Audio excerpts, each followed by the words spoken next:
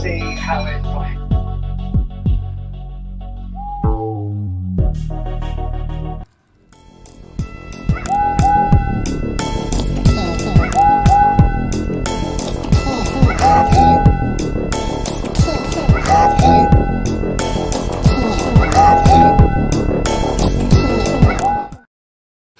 Okay, look, before we go through, let me give AK his props. AK, let me give you your props. You were almost right. You were almost right. Like, I was about to just say that was a fantastic prediction of 3-0. And if we're going to be real, and we're going to keep it a stack, that's what it should have been. Let's be real. Arsenal gave Tottenham those 2 goals. Based on performance and based on how this thing was, this was really a 3-0. It really was a 3-0. Like 100%. It really 100% was a 3-0. So for Arsenal, you put yourself in a situation that you didn't need to be in. You put yourself in a completely unnecessary situation. So, AK, you're almost right. This should have been it really was a 3-0, so you should really get the freaking dub. But for Arsenal, it's like, see, this was, I couldn't say my reaction, and I want to just build upon this, and then I want to give it to other guys. Rice, it happens. Stupid. Rice, stupid because you are 3-1 up. There's a lot of pressure. Why are you going for a kick like that? So for Rice, Davis wasn't doing anything. Davis was not a threat. Why are you trying to castrate? He tried to kick him in the freaking goal. No, he tried. He kicked him in the freaking goalies. So for Rice, that's just dumb. That's going to be dumb. Raya. You see, this is what I want people just to explain to me. So maybe you guys here can explain to me. Maybe you guys in the streets can explain to me. Why do keepers have to play from the back? This is what I tweeted out. Show me the data that shows the amount of goals that have been scored from a keeper playing out from the back. This idea of like, oh, we just want to keep possession. No, you're going to gain possession. I'd rather have the ball in your half than having to have the ball in my half. The whole point is we're trying to score. So what I want is to have the ball in your half. What is the point in putting unnecessary pressure on a keeper to play from the back where if he makes a mistake or a defender makes a mistake, the opposition has a really good goal scoring opportunity? I'd rather lose the ball in your half than lose the ball in my half. So, okay, I give it long, the ball goes away. Okay, fine. I could very easily win the ball back through a tackle or something in the middle of the pitch. So for Raya, I'm like, if you're Arteta, you're like, okay. Arteta will be like, no, you're unlucky, play it again. This thing, it's, what if there's another situation where Arsenal are close to winning a cup, winning a trophy, and Raya does that? For me, it's freaking stupid. And I think that, because let's be real, once that Raya mistake happened, the game flipped. It was 3-0. And Arsenal should have seen this game as 3-0. This game did not need to be this complicated for Arsenal. So I can say that it was local derby tax, but if you look at that first half, bro, Arsenal tactically were in a different league to Tottenham. And this is what we always said about Tottenham. Ange, okay, do you want to be real? Now, Tottenham fans, don't see this as an offense, but I'm just being real here. What Ange is doing with Tottenham, I think it is fine. Because Tottenham are not a serious football club. Tottenham are not a big football club. Tottenham is a vibes club. So if you're a vibes club, don't get Mourinho, don't get Conte, get Ange and play entertaining football. Tottenham are entertaining. They're not serious. They're not winning anything. They're not to be taken seriously as a title challenger or a team that can win a cup, but they're exciting teams. So for me, this is great. It's all vibes. So for me, for Levy, keep it with Ange. You see, Mourinho and Conte, they were trying to win something. Arsenal, they're trying to win something. So how Arsenal were playing was like, no, sit back, defend, counter, because our aim is to win this game. Tottenham's aim is not to win games. Tottenham's aim is to entertain and hopefully through entertainment to win games. Arteta, with what we saw against Man City in both of the games, and what we've seen in this game is no, they're trying to win. And we're trying to get a strategy to win. So for Tottenham, it's fine. It is what it is. So, but even if, despite that though, to be down 3-0 at the first half is freaking stupid, bro. That's just dumb. AK, talk to me, bro. Yeah, can you hear me well? Yes, sir, AK. AK, From a you were almost different right. You were location. almost right. You were almost right. Okay. Yeah, I was almost right, but according to Tottenham fans, they're saying they were robbed, the quote unquote robbed. How? I think the penalty they had a penalty appeal, not the Wait, wait, penalty wait, I wait, was wait, given. you mean after the Davies one? No, I think before the Davies one, When? they apparently had a penalty ruled out, and they what was it? And the goal by Kai Havertz shouldn't have stood because according to Spurs fans, he pushed Van de Ven in the back. But push comes to shove, it is what it is. I said what I said, HH, because let's be completely honest about Arsenal. Mm. Did Arsenal play scintillating football to win this game? No. No. They played simple football. They sat back and they countered. It wasn't a revolutionary plan from Arteta. He did what he needed to do. And that's why I said this Spurs team and Ange Postecoglou is a vibes coach, HH. He's not a I tactician. think the going about Kulusevski, was that the one, but was that before Davis or after the Davis penalty? The Kulusevski It one? was before. Ah, all right. Yeah, yeah, yeah. Okay, I remember the one. I remember it. Yeah, I remember. Yeah, yeah. Yes, Rice. I think it was Rice who did this on him. Yeah, I remember him. Yeah, yeah. Continue. Continue. Ange Postecoglou is a vibes coach. Yes. This guy does not know anything apart from the 2-3-5 wide wingers, underlapping fullbacks. He's been playing the same way this whole season. He doesn't know anything else. So for me, it's like, of course you're going to get found out at some stage when you don't have any sort of tactical flexibility to your plan. Yeah. So at the end of the day, bro, Arsenal did what they needed to do. They made it harder for themselves, but they did what they needed to do. Congrats to them. But this game as a whole showed me why I'm never going to take Spurs seriously. No, never. No, no, Never. no, no. So it is what it No, is. no, no. Because my point is that, and I think it's fine. Because I'm sorry, at Tottenham, historically a club that have ambitions. No. So for me, I think that it's fine that they're a vibes team because that's just what they are. That's their level. Like, it was always a mistake to hire Conte and Mourinho. Mourinho and Conte are the wrong managers for a team like Tottenham. Yeah. Yeah, and on the goalkeepers and passing out from the back thing, I think, see, there are possibilities for mistakes to occur. But overall, I would say, like, if the whole reason behind not going for a long kick is, boy, there's more onus on you to win the first ball than the second ball. If you just play out from the back, you keep possession the whole way. No, no, no, no, no. Okay, stop. Now, we just said, okay, show me the data of the amount of goals that have been scored from the keeper playing us from the back.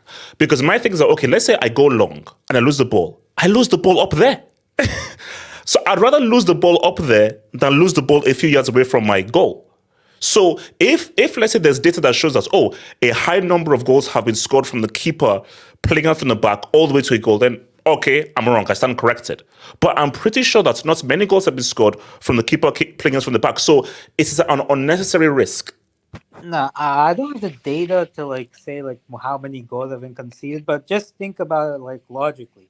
When you take a long kick, you push all of your defenders up.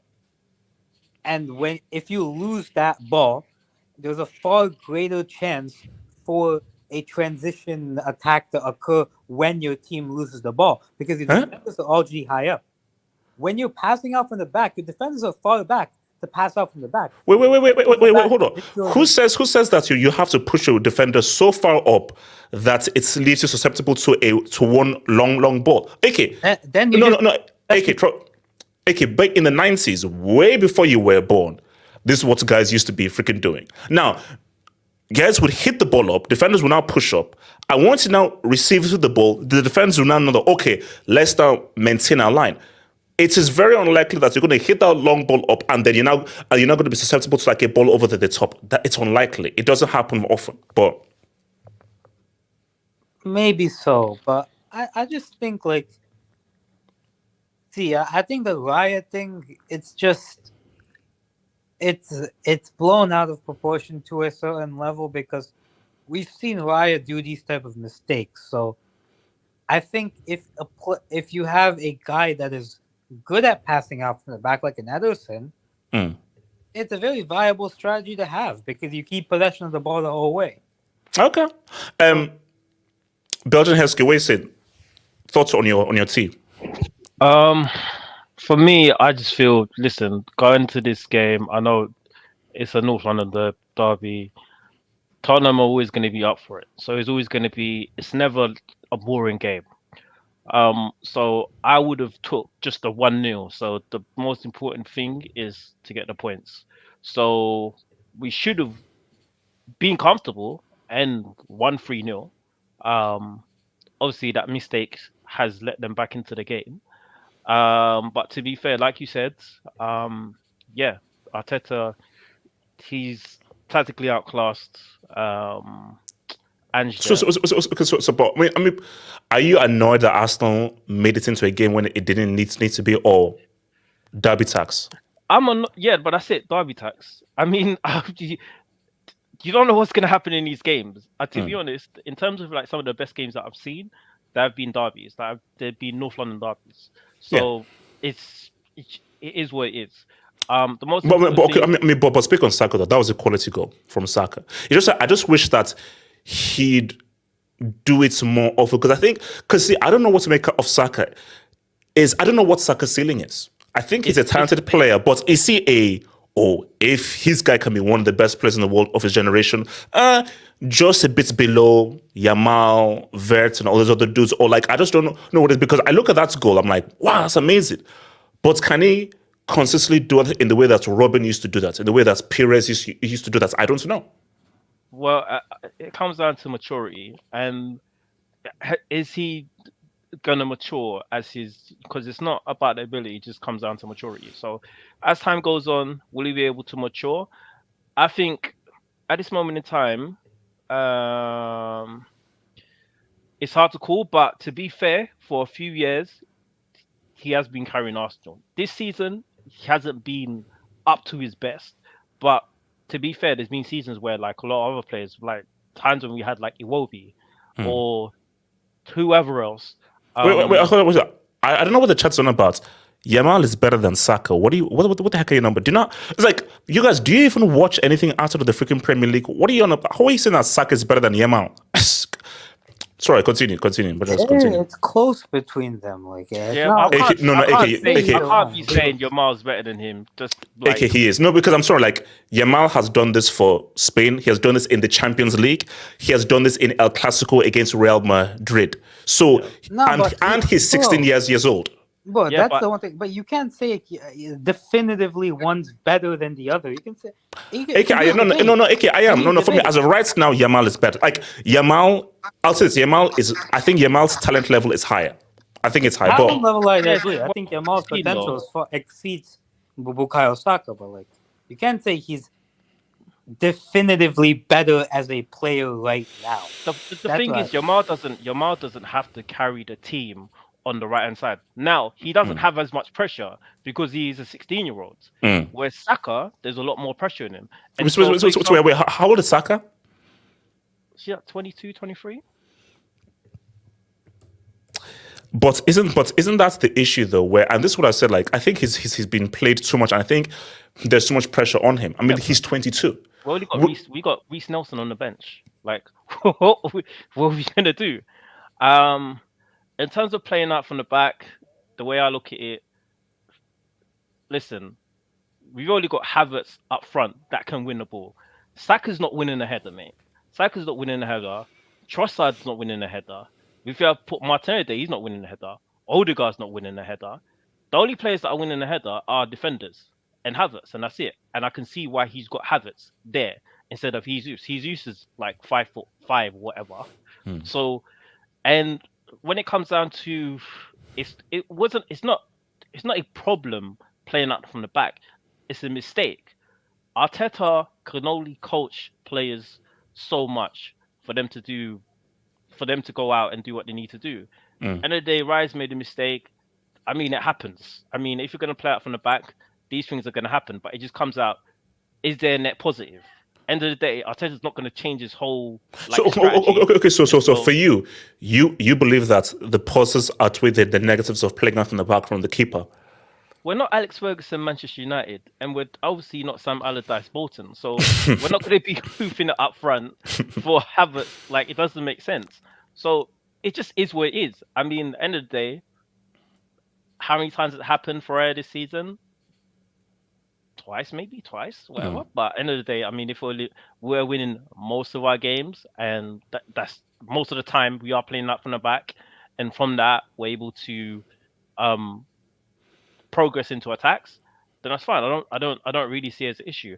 I'm just happy for the win. I don't care how you won. Oh no, good. I don't care. All that matters is the 3 points. Now I don't care. The league is gone, but at least put pressure on these dudes. That's all that matters. Okay, hold on real quick. Clinton, and I'll take your dubs and we're out of here, guys. Clinton, talk to me. Yeah, can you hear me? Yes, sir. Yeah, winning when we were 3-0 up, we were comfortable. And second half, when we gifted away both of the goals, it was poor from our side. And that's the thing with Arsenal. As an Arsenal fan, when we play well, we're exceptional to watch. But when it comes to the game management, sometimes in terms of keeping the ball, trying to throw at the opposition, and then when we give them the chance, like today, how we gifted Spurs the chance, that was a bit of a worry. But from the same side of things, I was happy that we got 3 points. And to be honest, yeah, we got put pressure on Man City. And yeah, it's still. Wait. Do you still believe that you can do it? Do you still believe? Honestly, I don't think we'll win the league. I honestly don't think we'll win the league. But the only way we'll win the league is if Man City drop points. I even said this to my brother. Like, if you look at the experience that Man City and Liverpool have had in the last 6 years, how they've gone toe to toe, and you've seen in the last 2 out of 3 years where Liverpool have come close on the occasion, beating Man City. Man City know how to win the league, and sorry, before that, let me ask you this, and I'm going to ask you: Arsenal against us, Chelsea, in this game have played amazingly, supremely well. Why didn't you do this against Villa at home? That's a good question. That's the question. That's what I was asking for myself. It's almost like we're playing catch up in a sense of Aston Villa, Bayern Munich. When I looked at those 2 games, when the pressure was, the ball was, it's like a scenario.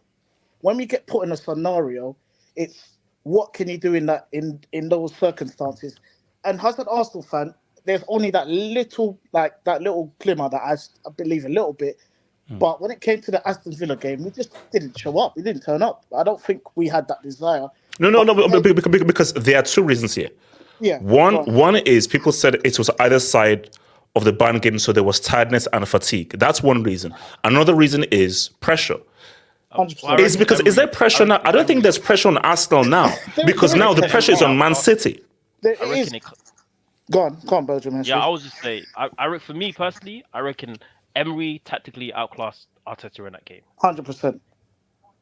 And there was the pressure. It was a pressure, yeah, tied to it. But I think it's more of Emery knew what to do in that game.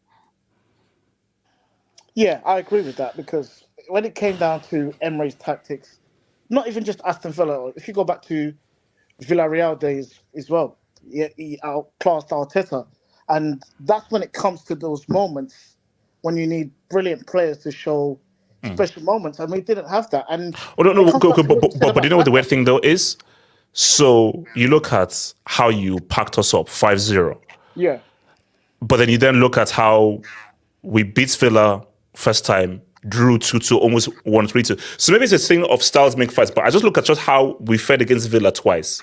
Yeah. And what we did against Villa. Because my thing though is a team going for the title and a team who we know can play as well as this and have been so good for so long of the season, should you have been outclassed by a team like Villa, who we also, it's actually a shock that they're actually going to qualify for the Champions League? No, I feel like with Villa, we should not have been outclassed. And I look at that game against Aston Villa, it was they wanted it. Aston Villa wanted it more than us, and I just felt like when it came to like the tempo, we didn't play our tempo, we didn't play our game, and during that game, I felt like Aston Villa was the home team and we were the away team. And if you look at from that perspective, it was a disappointment because it's like with Man City kind of thing with and Pep, they made it to a Farmers League, like you've said so many times. It's setting the standards, and when you lose that one game, it's almost like you've given the initiative to Man City, and it's like we are playing catch up. Of course, today we won the game. I'm happy about that, but like I said, I still think the ball's in City's court. All right, so let me hit this dubs, and one last question before we go, and then let me just hit this dubs real quick. So from J Chuck, and shout out to Cole who said stupid moron. Talent FC. Granada versus Osuna talk. Why cover the Farmers League? Talent, shut up, you idiots, bro. Because it's called popularity tax. LO, check Havertz. He quotes tweeted a gal video. Oh, did he? Oh, wow. Hashtag CCL. Chelsea deserve 10th. Timo, Mount, Kai, CCL.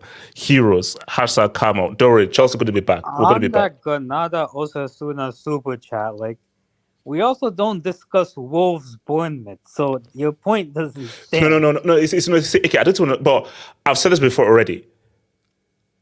Premier League is the most popular league. That doesn't mean it's the best. All because something is popular doesn't mean it's the best. Because if that was so, Drake is the best rapper of all time. And Drake is better than Michael Jackson, Prince, and James Brown. And nobody's saying that. So it's like, you have to just use your sense. But people think, Premier League is the most popular. It's the one that receives the most views on YouTube. So therefore, it's the best league. No, you effing moron. It depends on what your parameter is. Last thing before we go. Theory time. So, we said this on the halftime space on Twitter. People said, like, I think Ake alluded to it and Money May said it. Tottenham only play one way. They have a plan A. They don't have a plan B. They want you to go back to back and they want to have a Wild West. Arteta was smart, sat back deep, countered, destroyed them. City only play one way. And the belief is the only team that can take points off of City is Tottenham. City have never sat back. And City will always play their way and will always have their thing, plan A. So let me just go around that, then we'll be out of here. AK, based on how City play and how Tottenham always play, do you see City dribbling points to Tottenham? No, I see City winning that game, like, quite comfortably. Like, you say City only have one way to play, but, like, they change. In the Centurion season, they were quite attacking 4-3-3. Same in the 18-19 season. In the 2021 season, they became more defensive. In the 21-22 season, they played with the inverted fullbacks. In 22-23, they played with 4 center backs. Now they're playing with 4 center backs again. So, like, they don't play the same way, even if the style of possession is all the same. They know how to get it done. Spurs don't know how to get it done. So I see especially this version of Spurs, because remember, the teams that used to beat City, the Spurs teams that used to beat City were Spurs teams under Poch, for example, that high pressed and played pragmatic, a lot pragmatic, yeah. Spurs teams of Mourinho and Conte that sat back. Bro, this Spurs team, they play such a high line. They want to play out. Yeah. Suicidal merchants, yeah. They're gonna lose, man. I think City are gonna beat them. Clinton and the merchants. So Clinton, do you agree? Do you see City beating Tottenham? Because that's your only chance of City dropping points. Yeah, I agree with AK. I can't see City losing to Tottenham. The way how Tottenham play now, compared to Conte and Mourinho days, they're too open, and if you look at their midfield, they're more exposed. And City will feel, they will look at it from, they'll smell danger from De Bruyne sides, De Bruyne, Bernardo Silva. And Man City, when they play, they're hard, they're difficult to stop. So I can't see City losing to Spurs. I can't. Belgian Heskey. To be honest, I don't really even watch Tottenham like that. But if there is a game that City will draw and drop points, I reckon it will be that. But I reckon one thing that you're glossing over is that the Verts. What were we saying? I mean, that was a winning goal. It ended up being a winning goal. Yeah, so, but yeah, technically. Okay, look, see, but look, let's be real. My thing about Havertz hasn't changed, which is that there was no point in us keeping him. Like, look, he's been on a nice, good goal scoring form for Arsenal, but my thing, and also, yeah, was he the guy that gave the pass to Saka? Yeah.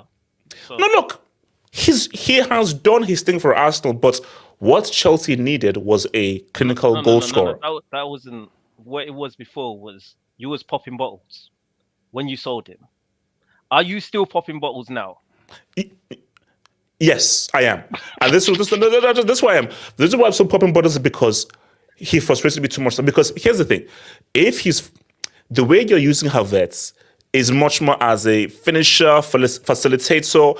Arteta didn't buy him purely as a striker. He bought him as a guy to add to the attack. Yeah, but Chelsea's use of him is to be a striker. When I said that he's like a squad player, right? So I was saying he's gonna move him around the pitch. So he's played midfield for a number of games during the season, and he's played up front, and he serves a purpose. He wins our balls up front, where we have all these guys, all the other guys are under 5'8". We're not winning anything. So, but you do realize that you need a clinical striker.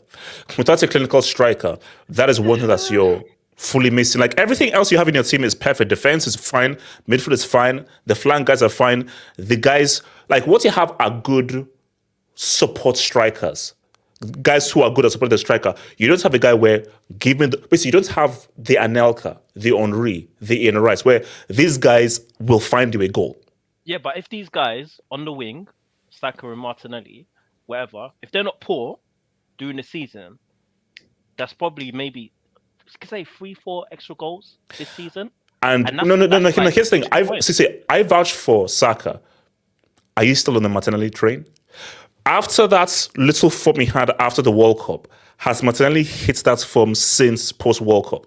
For me, I feel like if I would have more faith in a Saka than a Martinelli is still good. I just don't think it's as good as it was. I'm saying if he had a good season, so we're looking at more points through the season. 2 points is a big difference at this moment in time. 2 points is us being top of the table, without even before, the Man City's games in hand. So I reckon it's down to. Yeah, I would love a great striker, an Isaac, a Tony, but hey, for me personally, I feel with Arteta, it's his first job, and I feel he's done decent so far. I don't say he's been outstanding, but I reckon he's done decent, and he's been proven right on Havertz. We can say that. Wait, hold on, real quick. That's a lie. Hold on, that's a lie. That's not real. We've had more than 12 wins in 2 years, so I don't know where you got that stats from. We've had more than 12 wins in 2 years. Stop it. So that's not real. It means legal wins. Yeah, probably. Shout out to Hamza. And is W versus AV? Wait, what's this? Win versus Aston Villa. Yeah, the win versus Aston Villa. The win versus Aston Villa would have put. Yeah, no. That was the critical weekend. That, for me, when City win the league title, that was a weekend that shone because Liverpool lost to Palace. They lost. I don't think we're ever winning that game, though. I just don't think Arteta is smart enough to beat this guy. Wait. Who? Emery. Yeah. I reckon he has his number over him. Emery's not a rubbish manager. No, Emery's an amazing manager. But no. He's an amazing manager, but at the end of the day, you're going for the title. Yeah, See, put it to it. If that happened away, you're at home. This is your fortress, and you're going for the title. You can't lose. You can't perform like that. I don't care who the hell Emery is. You can't. I'm sorry. Wait, what are Arsenal's next? What are Arsenal's rest of their games? Bournemouth at the crib. United. Everton and Bournemouth at the crib. United away, and Everton at the crib. Yeah, 3 games left. I can see Bournemouth doing something. I rate their coach tactically. I can see them doing something. United, maybe because of the story and all that stuff. But if you're talking just pure tactically, I think Bournemouth can do something at the clip. And again, if Arsenal drop points to Bournemouth, they should slap themselves. Talent FC. City has less possession versus Arsenal last season and Tuchel. I know. Pep, he's a glorified terrorist. Guys, it's been Rose with Swell. I'll see you guys tonight for the UCL preview. One love. Peace out.